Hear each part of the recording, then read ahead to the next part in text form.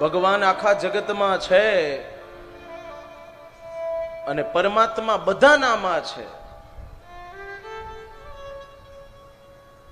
એ ભાવ રાખવો. બધામાં ઈશ્વર છે. ઈશ્વરઃ સર્વભૂતાનાં હૃદ્દેશેર્જુન તિષ્ઠતિ. પણ મૂળ તકલીફ ત્યાં છે. સાસુને હવેલીમાં હરી દેખાય, વહુમાં વિઠ્ઠલ નો દેખાય. હે,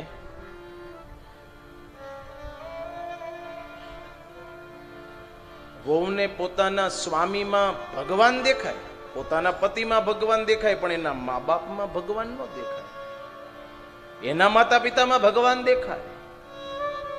બસ આ ભેદ મટવો જોઈએ સાહેબ.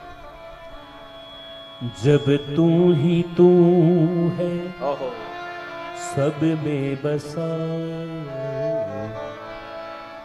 जब तू ही तू है सब में बसा, फिर कौन भला और कौन बुरा,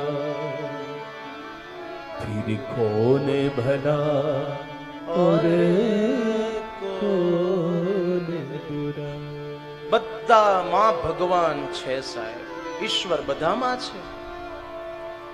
કોઈનું દિલ દુભાવવું એ યોગ્ય વાત નથી. કોઈને દુખી કરવો એ પણ સારી વાત નથી. એ દુખી થાય એટલે માનો કે આપણો ભગવાન દુખી થયો. એટલે તો ગોસ્વામીજીએ કહ્યું છે કે આખા જગતમાં સિયારામ છે. આખું વિશ્વ, આખું બ્રહ્માંડ સિયારામમય છે. સિયારામમય સબ જગ જાની. करबूं प्रणाम जोरी जुग पारी, करबूं प्रणाम जोरी जुग पारी. આખું જગત હરિમય છે. બીજો સ્કંદ છે ને બહુ તત્વજ્ઞાનથી ભરેલો છે. વિરાટ નારાયણના સ્વરૂપ બતાવ્યા છે બીજા સ્કંદમાં. સૂર્ય છે ભગવાનની આંખ છે, વાદળાઓ છે એ ભગવાનના કેશ છે, સમુદ્ર છે એ ભગવાનનું ઉદર છે, વૃક્ષો છે એ ભગવાનના રૂવાડાઓ છે, નદીઓ છે એ વિરાટ નારાયણની નાડીઓ છે, બ્રાહ્મણ છે એ ભગવાનનું મુખ છે, ક્ષત્રિય છે એ ભગવાનની ભુજાઓ છે, સાથળ છે એ ભગવાનના, એ પરમાત્માના વૈશ્ય સમાન છે, અને શુદ્ર છે એ ભગવાનના ચરણ છે. આમ બધું જ હરિ અને ઈશ્વરમય છે. બીજા સ્કંધમાં વધારે કદાચ કોઈને સમજણ ન પડે તો શુદ્ધ ગુજરાતીમાં સમજાવું. આમ તો વેદાંતની પરિભાષા અહીંયા બતાવી છે, ઘટ અને પટની ચર્ચા કરી છે, પણ શુદ્ધ ગુજરાતીમાં તમને સમજાવું તો આપણે દૂધ હોય, દૂધને મેળવો એટલે શું બને? દહીં. દહીંનું શું બને? છાશ. છાશમાંથી શું તારવો? માખણ. માખણને તપાવવું એટલે શું બને? ઘી. તો હવે સમજાવું તમને કે ઘી બન્યું તો પણ એમાં દૂધ તત્વ તો છે જ, દહીં તત્વ તો છે જ, છાશ તત્વ તો છે જ, માખણ તત્વ છે. ઘી નહોતું તોય આ બધું દૂધમાં હતું. દૂધમાંથી દહીં, દહીંમાંથી છાશ, છાશમાંથી માખણ, માખણમાંથી ઘી, અને ઘી નહોતું, માખણ નહોતું, છાશ નહોતી, દહીં નહોતું, તોય દૂધ તો દૂધ હતું જ. એમ જગત નહોતું ત્યારે જગદીશ હતા, જગત છે તોય જગદીશ છે, અને જગત નહીં હોય તોય જગદીશ રહેશે. આ પરમાત્મા તત્વ છે. બસ આ જ છે.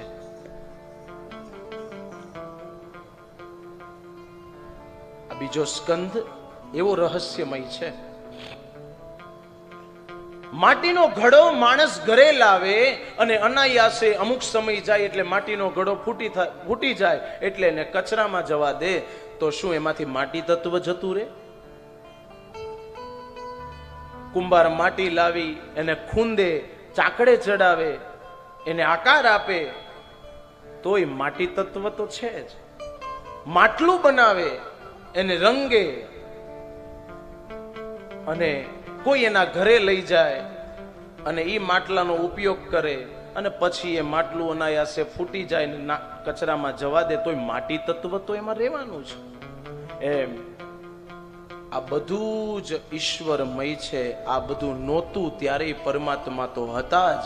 આ છે તોય શિવ છે, વિષ્ણુ છે, ઈશ્વર છે, અને આ કશું જ નહીં હોય તોય પરમાત્મા તત્વ તો રહેશે જ. બસ આટલું સમજાઈ જાય ને તોય અભિમાન જતું રહે કે આપણા હાથમાં કાંઈ છે જ નહીં. આ વૈશાખ મહિનાનો તડકો છે, આ કથા મંડપમાંથી બહાર નીકળીને 12:30 વાગે અડધી કલાક આમ મુંડી ઊંચી કરીને આમ સૂર્યનારાયણ સામે જોવું, ખબર પડે 2 મિનિટ નો રહેવાય સાહેબ. અભિમાન શેનું માણાને કરવાનું? કશું આપણા હાથમાં નથી, એના હાથમાં બધો સંચાર છે. માટે સંશય ન કરવો, તર્ક ન કરવા, અભિમાન ન કરવું. અને અહીંયા સુખદેવજી મહારાજને મંગલાચરણ યાદ આવ્યું, પોતાના ગુરુને યાદ કર્યા છે ને મંગલાચરણ કર્યું છે. નમઃ પરસ્મે પુરુષાય ભૂયસે સદોદ્ભવસ્થાન નિરોધ લીલયા ગૃહીત શક્તિ તૃતયાય हि देहिना અંતર્ભવાયા નૃપદક્ષ વર્તમને. સુખદેવજી મહારાજે પોતાના ગુરુને યાદ કર્યા છે, પોતાના ગુરુનું નામ ન લીધું. સુખદેવજી મહારાજના ગુરુ કોણ છે ખબર છે કોઈને? હે, સુખદેવજી મહારાજના ગુરુ છે वृंदावन की स्वामिनी श्री राधे. वैसे तो गुरु का नाम नहीं लिया जाता, ये भी एक मर्यादा है. गुरुની વંદના કરી, ક્યારેય ગુરુનું નામ ન લેવાય, ગુરુજી એવું કહેવાય. આ બધી મર્યાદાઓ છે. દીકરો ક્યારેય પિતાનું નામ લઈને ના બોલાવે, આ મર્યાદા છે.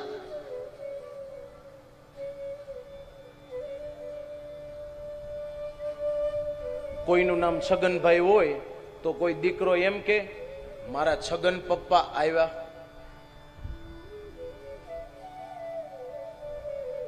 કોઈ એમ કે મારા ડેડ આવ્યા, ડેડી આવ્યા, મારા પપ્પા આવ્યા, એવું બધું કે, પણ કોઈ નામથી બોલાવે? આ બધી મર્યાદા છે. ગુરુનું નામ ન લેવાય, શાસ્ત્ર ના બતાવે છે. પત્નીએ ક્યારેય પોતાના પતિનું નામ ન લેવાય, આ પણ એક મર્યાદા છે. અત્યારના સમાજમાં આ બધું જરૂરી છે, એટલે જ આ કહું છું. આ બધી મર્યાદાઓ બતાવી છે.